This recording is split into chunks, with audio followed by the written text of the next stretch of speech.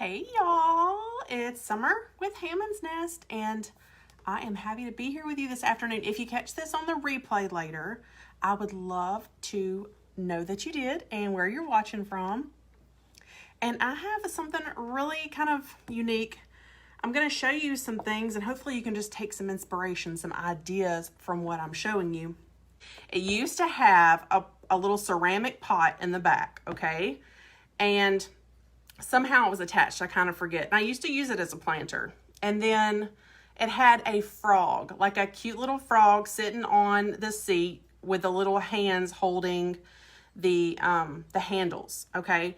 I mean, it is well loved. Let me give you a close-up of this rusty goodness, okay? And my first instinct was to take that and just throw it because the pot was busted, the frog was busted. But I took a mallet and I knocked that frog off and I trashed the thing and I said, I can do something with that. So this has been like in my little makeover stash. Now, if you've never crafted with me before, then I already really like rust. So I'm not doing anything to the bicycle. I like it just how it is. It's got a lot of character and it's going to be brought inside as decor. So that's what I'm going to show y'all today. Okay, so this is what we're going to be working with. I was strolling around Hobby Lobby. I found this cute little plastic tub on the spring aisle at Hobby Lobby. So I'm going to end up using that, but I'm going to paint it. Well, I'm not going to paint it. I already did paint it. I'm going to show you what it turned out like because it's spray paint. And then I found this cute little guy. He came from Hobby Lobby. He's just a little bunny, and y'all can help me decide here in a minute because I don't know if I want to paint him or not. But what I'm going to show you is I'm going to embellish this and turn it into the cutest little Easter decor, okay? And it's going to be interchangeable. Y'all know how I like interchangeable. Have y'all ever seen this hammered spray paint from Rust-Oleum? I went outside today and I went ahead and spray painted. What I did first was just to give it a little extra coat. I cleaned it with alcohol to get the residue off. And then I put a little light coat of gray chalk paint just to give her some extra adhesion, like because chalk paint dries so quick and it kind of grabs on a little bit better than regular paint. So that's what I did. And then I spray painted it this, okay? Okay, so that to this, right? That's what we got so far. And probably I could have found something, but this is just what I had on hand and I really wanted to do this project. So I'm going to take a crumpled up paper towel. Yes, fancy craft tools we have around here. And I'm going to put a little bit of black paint on a plate. So I'm just kind of sponging with some paper towels, and I'm just going to do some added depth on here to kind of make it look more like, you know, galvanized, or you could even go as far as doing a little bit of rust on here if you wanted to. It just gives a little bit of extra character that the spray paint really can't. And this is just black chalk paint. I don't know if I said that. Okay, I'm going to stop there because I could probably do that all day. All right, so we've got our little bucket that's just got a little extra character with some black chalk paint now.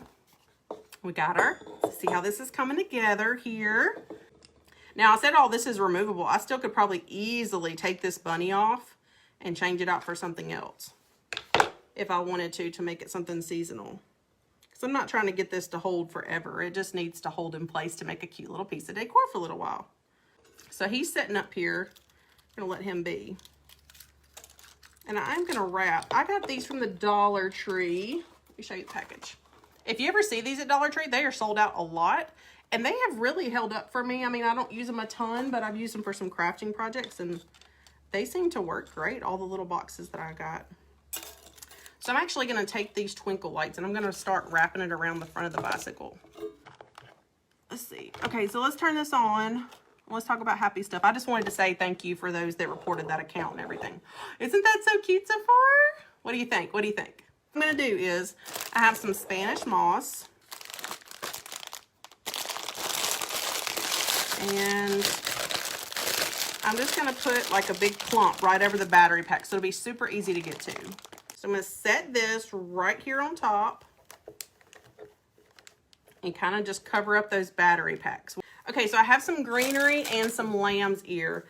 Oh, this is so cute. This is so cute. Okay, I'm loving it, how it's coming together. Okay, so, but this color scheme really goes with my house, and so that's what I stuck with. But you could put all kinds of bright spring flowers back here if you wanted, whatever your style. You know, I'm always preaching, whatever makes you happy. Do it your way. I'm just trying to give you a little idea to run with. But I'm going to throw a few like a little off-white eggs in the back. I'm going to throw a couple of this color and this color back there in the back. And then I have a couple more surprises for embellishments. It's all about the details, y'all. When you craft and you start throwing in little details, I think I need one more white. That's when it gets really, really, really fun, and it makes it a little bit more interesting to look at and find little surprises and things like that. So now I'm going to hide some Easter eggs back here. Next, I've got this yarn, okay?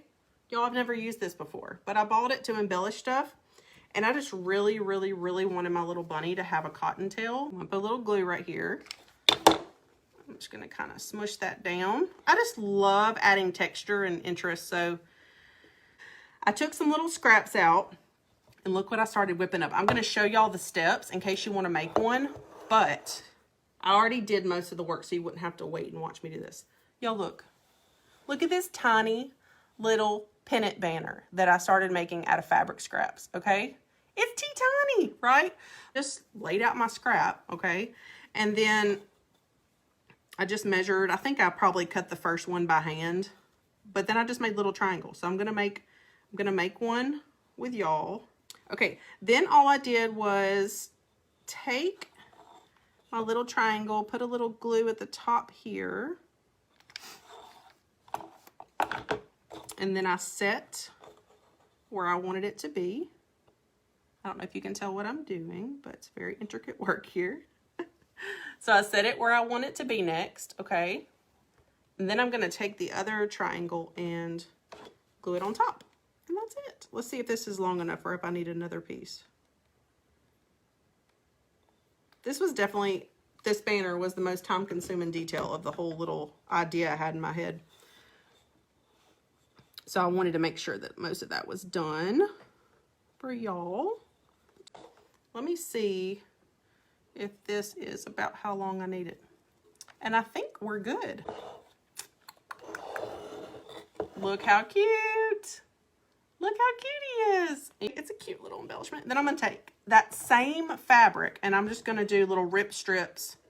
I think we're gonna tie it on the front. I think I'm gonna cut 2 little strips each of the coordinating fabric.